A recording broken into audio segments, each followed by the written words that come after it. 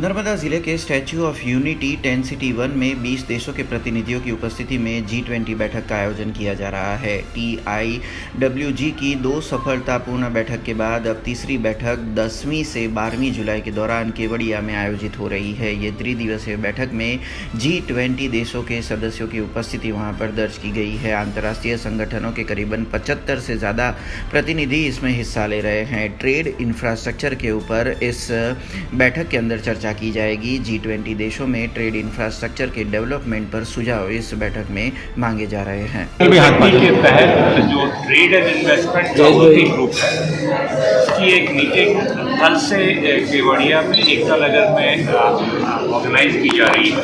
उसके एक दिन पहले एक लॉजिस्टिक्स का एक बहुत बड़ा सेमिनार यहाँ पे ऑर्गेनाइज किया जा रहा है।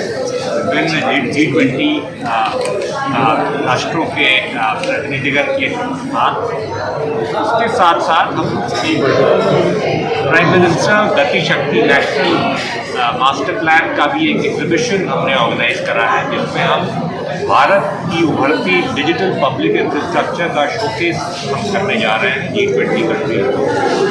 इस लॉजिस्टिक्स सेमिनार में हम दिखाएंगे कि किस तरह से डिजिटल इनिशिएटिव्स के द्वारा भारत सरकार की जो इनिशिएटिव्स है, उसके आधार पर भारत का लॉजिस्टिक्स एफिशिएंसी और मल्टी मोडल कनेक्टिविटी में इम्प्रूवमेंट करने में हमें कितनी सहायता मिली है।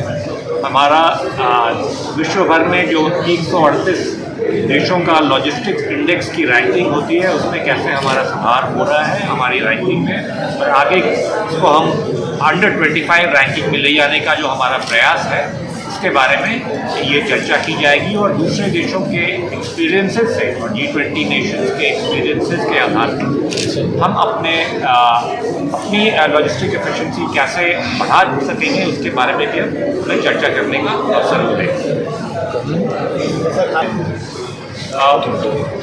एकता नगर का हमारा जो एरिया है, स्टैच्यू ऑफ यूनिटी यहाँ बना, इसके बाद यहाँ पे कॉम्प्रिहेंसिव एरिया प्लानिंग करी गई, तो ये एक तरह से आदरणीय प्रधानमंत्री श्री नरेंद्र मोदी जी के माइक्रो लेवल पे उनकी विजन को दर्शाता है कि कैसे एक बैकवर्ड एरिया, एक एस्पिरेशनल डिस्ट्रिक्ट है नर्मदा डिस्ट्रिक्ट, यहाँ पे कैसे हम टूरिज़्म और बाकी फिजिकल इंफ्रास्ट्रक्चर क्रिएट करके एक फोकल पॉइंट के अराउंड इस एरिया को, एक बैकवर्ड एरिया को डेवलप कर सकते हैं।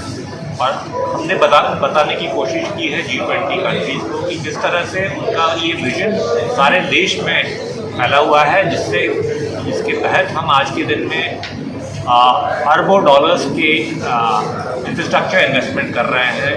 PM गति शक्ति मास्टर प्लान का जो GIS बेस्ड प्लेटफॉर्म है, उसको यूज़ करके हम कैसे multi modal transport infrastructure create करके अपने जो हमारे प्रोड्यूसर्स हैं गुड्स और सर्विसेज के, उनको एफिशिएंट तरीके से अपने नेशनल और इंटरनेशनल मार्केट्स को एक्सेस करने का जो अवसर मिलेगा इस इम्प्रूव लॉजिस्टिक्स एफिशिएंसी का के तहत, इसको हम दर्शाने की कोशिश कर रहे हैं आज के सेमिनार में, ताकि बाकी देशों को इससे कुछ लाभ मिले और हमें भी उनके एक्सपीरियंस से लाभ मिल सके। लॉजिस्टिक्स कॉस्ट हमारे देश में लोग कहते हैं कि करीब 10% हमारा लॉजिस्टिक्स कॉस्ट है हमारे GDP का।